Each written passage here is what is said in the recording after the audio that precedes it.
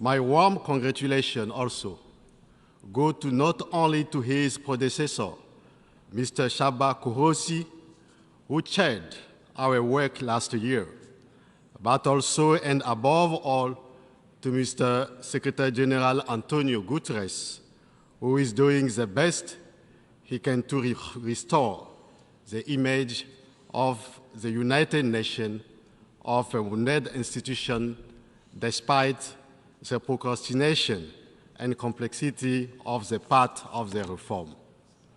Je voudrais aussi présenter les condoléances et le soutien du président de la République togolaise, Faure Gnagna Singbe, et du peuple togolais au peuple et gouvernement frère du Royaume du Maroc et de la Libye après le séisme et les inondations dans chacun de leurs pays. Monsieur le Président, Mesdames et Messieurs, au moment où nous sommes réunis dans cette enceinte, le constat est que notre monde présente un état peu reluisant. Il est profondément malade et son état de pathologie nous interpelle à un niveau de responsabilité aussi élevé que les Nations Unies. Do our commitment match the scale of that challenges? This is a question that we cannot lose enough in our ambition as the United Nations is truly to improve the state of the world in the order to grant our people and our different countries more opportunity, safety, security, and insurance. Our world is increasingly less secure. Trust and solidarity between nations are almost at half-mast, and we have the responsibility to work to repair it by rediscovering the meaning of our noblest commitments. The choice and the relevance of the theme which guides the general debate of this 78th session of the General Assembly, namely restoring confidence and reviving global solidarity, accelerating action to achieve the 2030 Agenda and its sustainable development goals in for peace, prosperity, progress, and sustainability for all, conveys clearly and unmistakably the unsustainable, disrupt, and unstable state of the world, but also our determination at a higher level to do this in better. The emergence of new sources of tension in the world must concern us. Monsieur le Président, Mesdames et Messieurs, je viens d'un pays, le Togo, et d'un continent aujourd'hui très éprouvé, l'Afrique. Oh, notre Afrique, Afrique des libertés, Afrique de nos pères, ô Afrique de nos mères, tu es blessé et meurtri.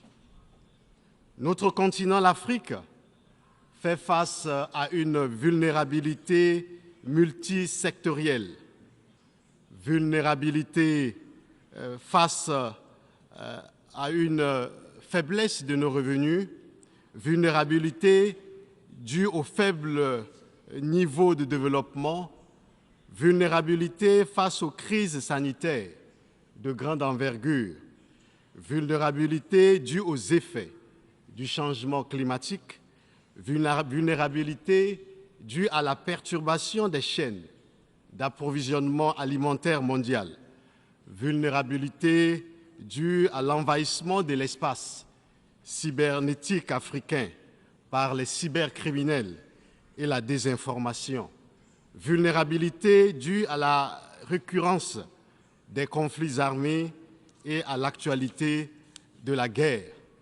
vulnérabilité due à la dissémination du terrorisme international sur le continent qui menace la paix et la stabilité internationale. Le terrorisme s'est développé de façon inquiétante sur notre continent les dernières années au Sahel, dans la région de la Corne de l'Afrique, en Afrique australe et l'Afrique risque de devenir un sanctuaire du terrorisme international et de demeurer le maillon le plus faible du système sécuritaire mondial. Nos États de la côte du Golfe de Guinée, longtemps épargnés, ont commencé par payer un lourd tribut au terrorisme. Aussi, pour répondre efficacement à la menace terroriste, le Togo a-t-il pris des mesures innovantes et multisectorielles contenues dans son document de stratégie de lutte contre l'extrémisme violent adopté le 5 juillet 2022. Cette stratégie permet de concilier les approches sécuritaires et le développement en alliant à la fois des mesures opérationnelles et légales et des mesures plus souples et plus endogènes. Elle prend en compte le programme d'urgence pour la région des savanes, dont le coût global est élevé à plus de 324 millions de US dollars pour la réalisation des divers projets à l'horizon 2025 dans les secteurs de l'eau, de l'énergie, de la santé, des infrastructures, de l'éducation et de l'agriculture.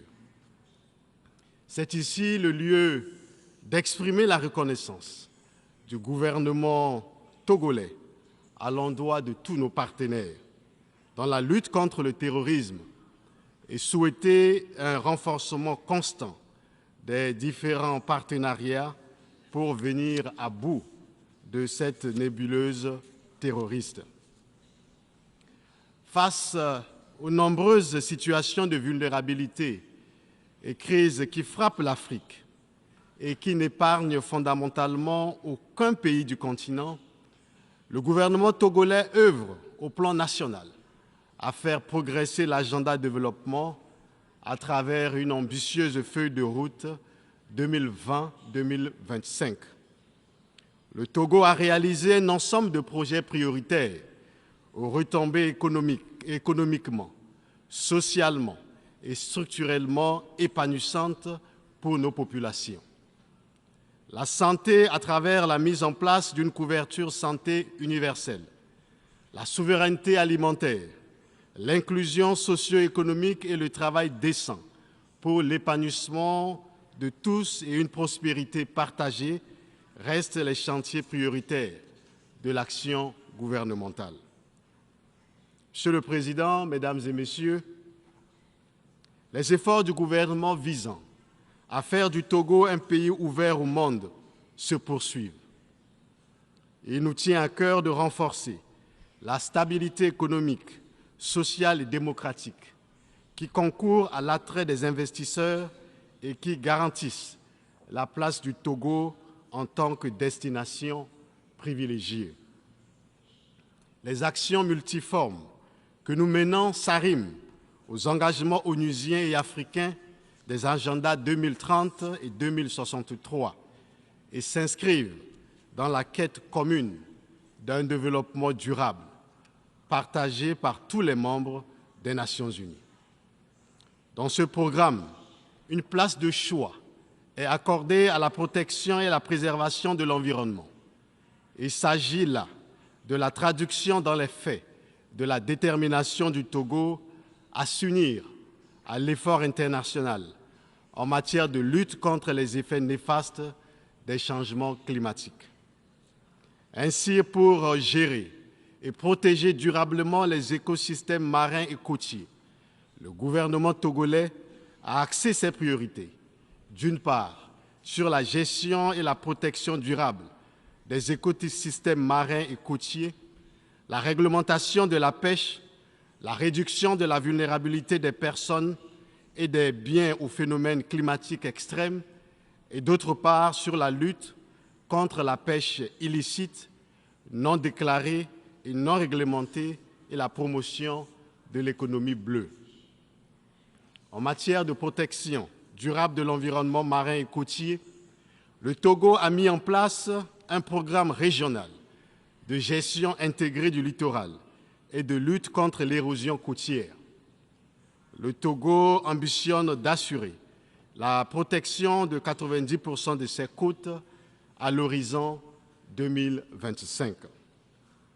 Enfin, dans le cadre de la préservation et de la restauration des écosystèmes et la lutte contre la désertification, le Togo a lancé un important programme national de reboisement d'1 milliard d'arbres à l'horizon 2030, interdit l'importation, la commercialisation et l'utilisation du glyphosate et de tous les produits le contenant, ainsi que la promotion de l'utilisation des biopesticides et biofertilisants dans notre pays.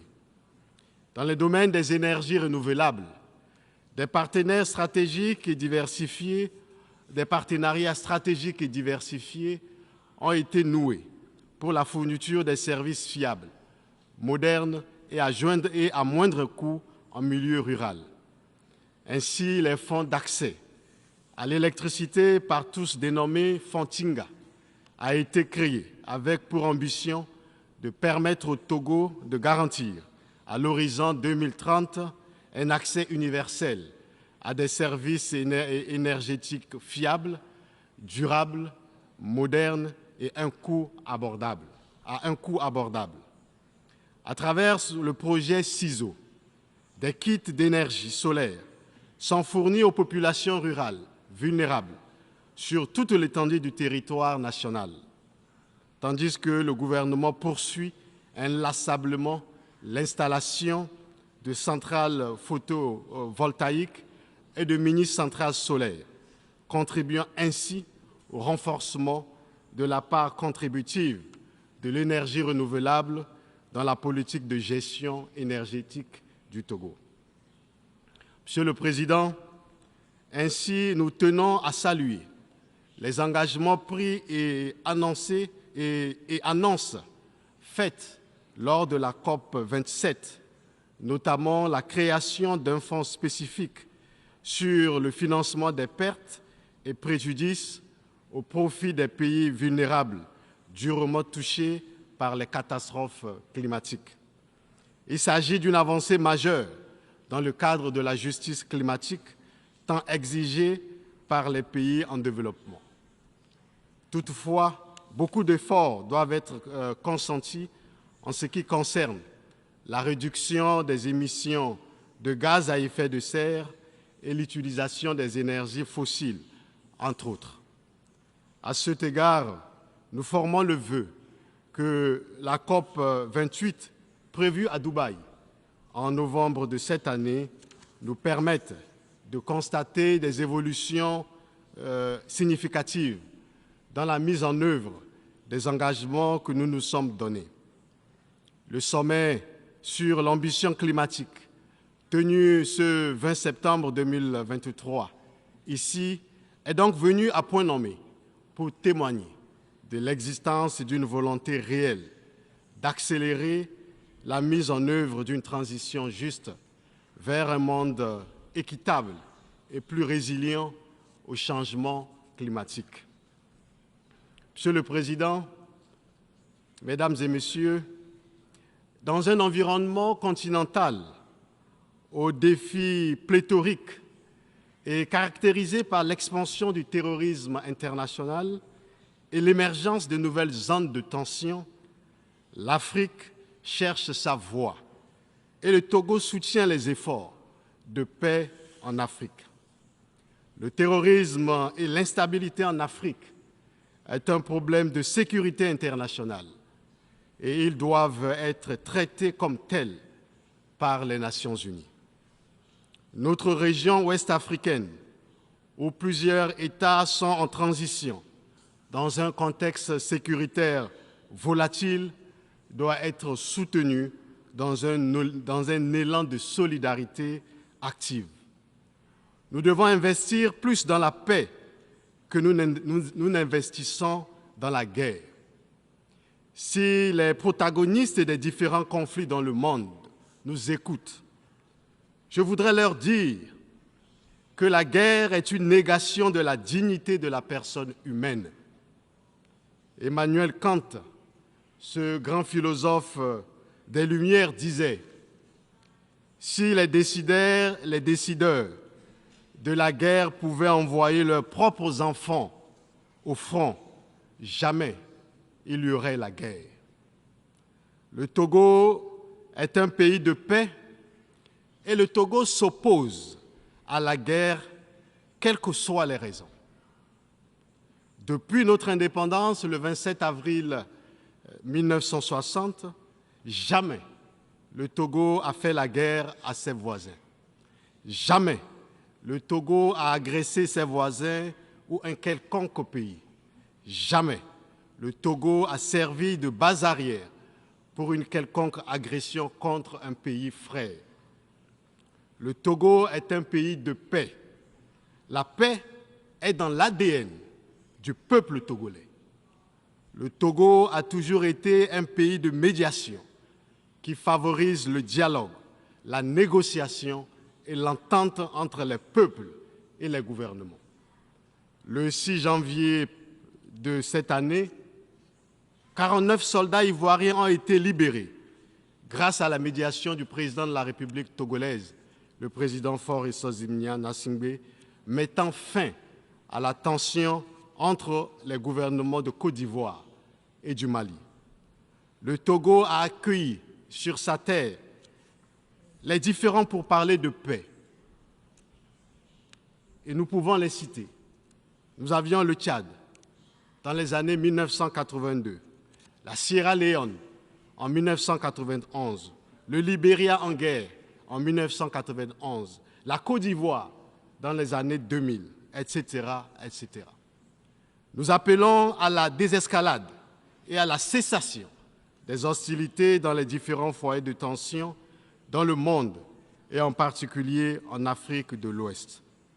L'Afrique a trop souffert de la guerre et un minimum de sens de responsabilité doit nous convaincre à investir dans la prévention et la résolution pacifique des conflits. La mauvaise chose de la guerre, dit notre auteur Emmanuel Kant, c'est qu'elle fait plus de méchants qu'elle n'en peut emporter. Les ingérences extérieures sont conflictogènes et facteurs de crise en Afrique. Elles complexifient généralement la recherche de solutions à nos crises et fragilisent les initiatives des solutions africaines aux crises africaines. Elles ne sont plus les bienvenues dans une Afrique qui a conscience de ses problèmes de paix, de sécurité et de développement. L'Afrique ne veut plus des ingérences extérieures. L'Afrique veut rester elle-même et maître de son destin. Monsieur le Président, Mesdames et Messieurs, sur le continent africain, depuis quelques mois, le Soudan, pays frère, est affecté par un conflit armé qui suscite beaucoup d'inquiétudes. Conscient de l'importance de la paix et de la sécurité pour un développement durable et inclusif, le Togo, qui en a fait des axes principaux de sa politique de développement, a abrité, sous l'égide du président de la République, le président Faure Gnassingbé, en juillet 2023 à Lomé, un dialogue consultatif et de concertation entre les leaders politiques et militaires du Darfour en vue d'apporter sa contribution à la résolution de la crise ou du conflit soudanais. Ces consultations ont permis d'obtenir un compromis pour mettre fin aux violences et créer un couloir humanitaire, afin de parvenir à une pleine exécution des engagements pris à Lomé pour ainsi soulager la souffrance des populations civiles. Nous exhortons les parties soudanaises au conflit à privilégier la voie du dialogue et la concertation pour un règlement rapide des différends dans l'intérêt supérieur du Soudan. Nous avons l'espoir que la démarche togolaise, qui vient en appui à d'autres initiatives, contribuera à mettre un terme à ce conflit qui, curieusement, ne bénéficie pas de l'attention dont elle devrait faire l'objet de la part de la communauté internationale. Ces derniers temps sont tout aussi marqués en Afrique, de l'Ouest et du Sahel, par des dévolutions inconstitutionnelles du pouvoir, avec l'instauration des régimes de transition dont la réapparition, au-delà des interrogations qu'elle suscite, nous font l'obligation de repenser nos systèmes de gouvernance. These and many other issues will be examined at Lomé Peace and Security Forum, which first edition is scheduled for 21st and 22nd October 2023, under the theme of strengthening transition to democratic governance in Africa. The aim is to examine how to develop strategies to meet the challenges of political transition in a coordinated, relevant, and effective manner. Faced with the political and security crises that are transforming Africa, it's even more necessary to adopt a posture of adaptation. Thus, Togo and several other countries decided in Lomé in May 2023 to create the African Political Alliance, which is intended to be a framework for consultation, political dialogue, and joint action based on historical ties of fraternity and the principles of the sovereign equality of state, independence, and unity of action. Pour ce qui est de la réforme du Conseil de sécurité des Nations Unies, nous ne voulons plus revenir dessus. L'Afrique, nous l'avions déjà dit, ne peut plus rester en marge de l'instance à laquelle il revient d'assurer la paix et la sécurité internationale. Le Conseil de sécurité ne peut plus demeurer une simple affaire des vainqueurs et leurs alliés du deuxième conflit mondial. Rien ne peut plus justifier le maintien du statu quo. La structuration idéologique et institutionnelle du monde d'après-guerre est désormais obsolète. Le statu quo ne peut plus continuer. Monsieur le Président, Mesdames et Messieurs, nous sommes à une nouvelle ère des relations de l'Afrique et du Sud global avec le monde. Et l'Afrique n'entend plus dans la nouvelle dynamique rester dans l'ombre d'une quelconque grande puissance. Le temps où d'autres entités prétendaient parler au nom d'une Afrique qu'elles n'écoutent même pas ici, aux Nations Unies et sur la scène internationale, est révolu.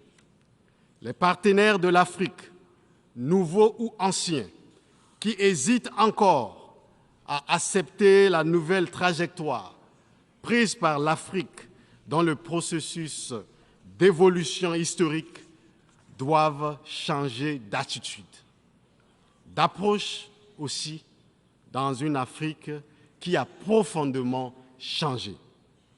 Ces dernières décennies, notre monde a subi de grandes révolutions silencieuses dont la signification profonde réside dans le renouveau qualitatif qu'elles induisent dans les relations entre les nations et qui les accompagnent dans leur propre histoire.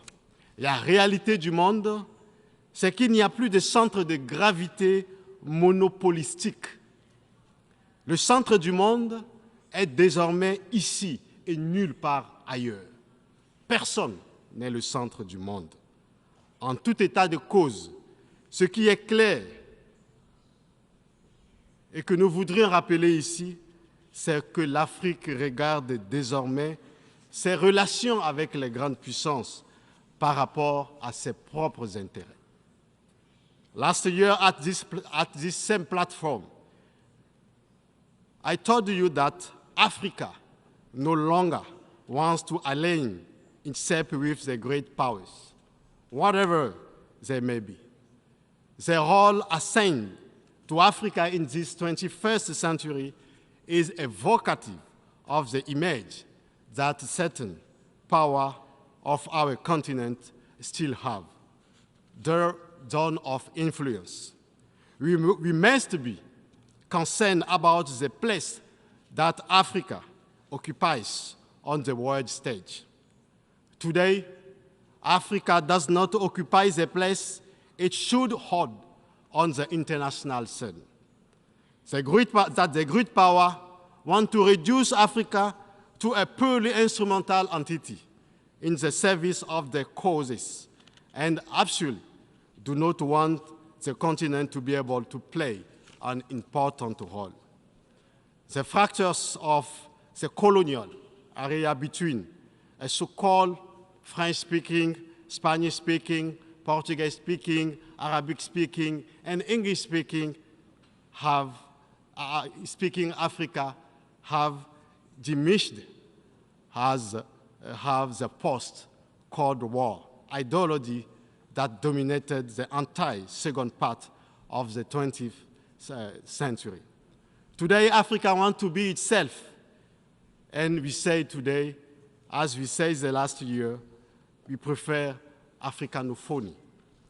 Africa accepts more equality, respect, equity, and justice in this relation and partnership with the rest of the world, with the major power, whatever they may be. Today, Africans want to be true partners. Africa certainly does not have the same megaphones as the great power of the world, but the voice of Africa counts and must count if we want to have Africa as a partner on major international issues.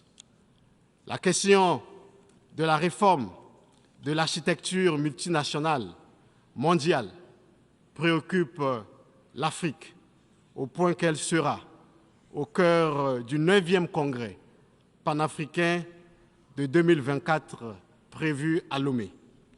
Pour ceux qui ne le savent pas, le temps est celui du réveil africain, panafricain.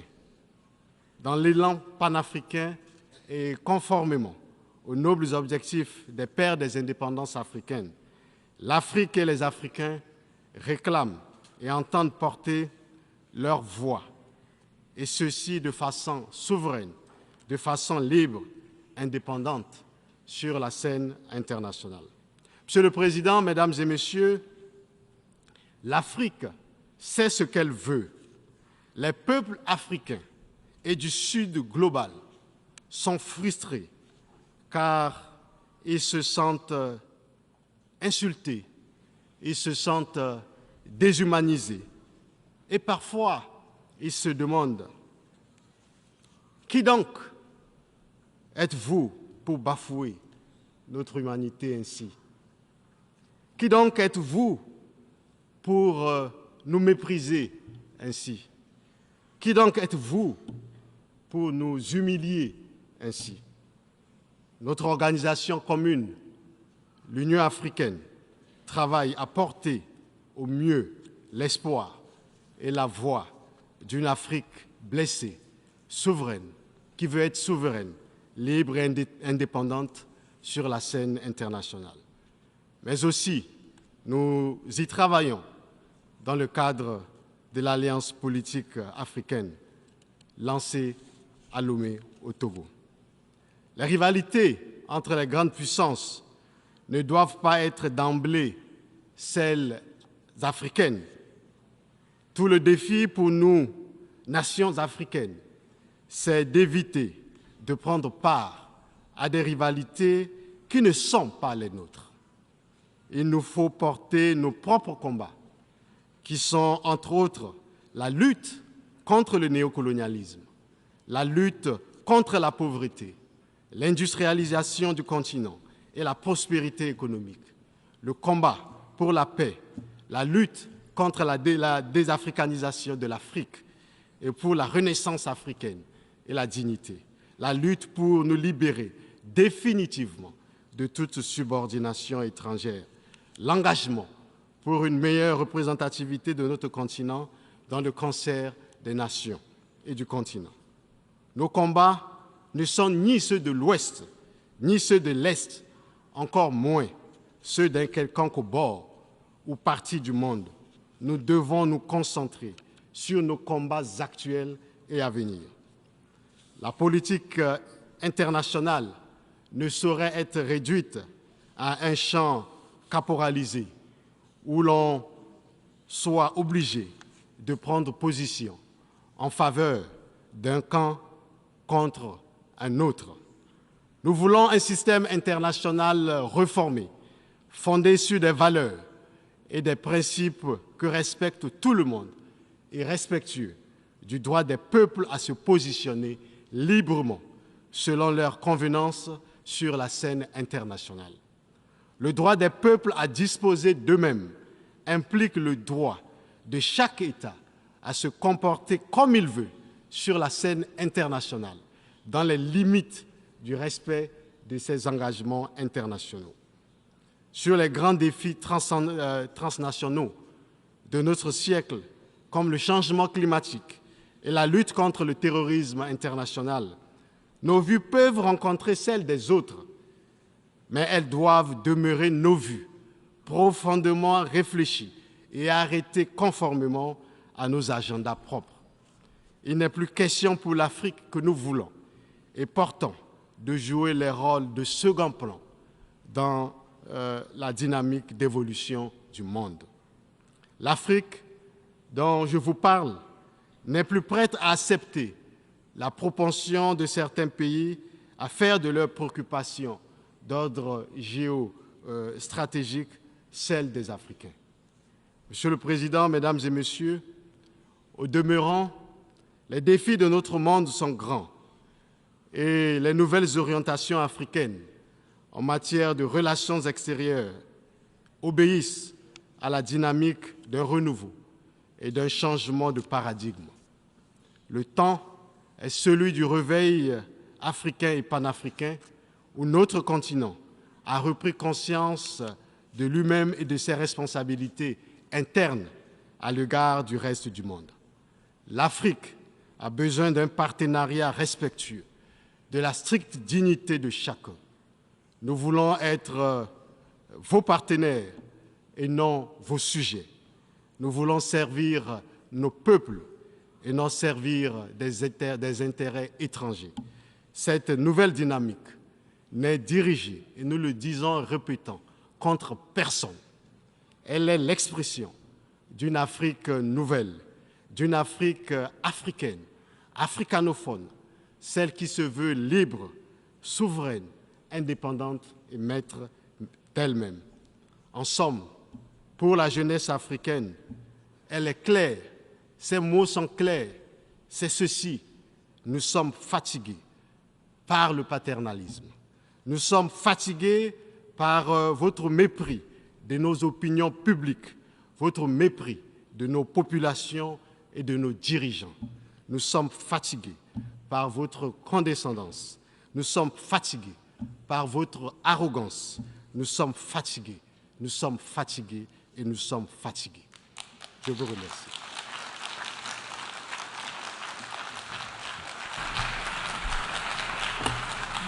I thank the Minister of Foreign Affairs, Regional Integration and Togolese abroad of Togo. I now give the floor to Her Excellency Dominique Hasra, Minister of Foreign Affairs, Education and Sports of Liechtenstein.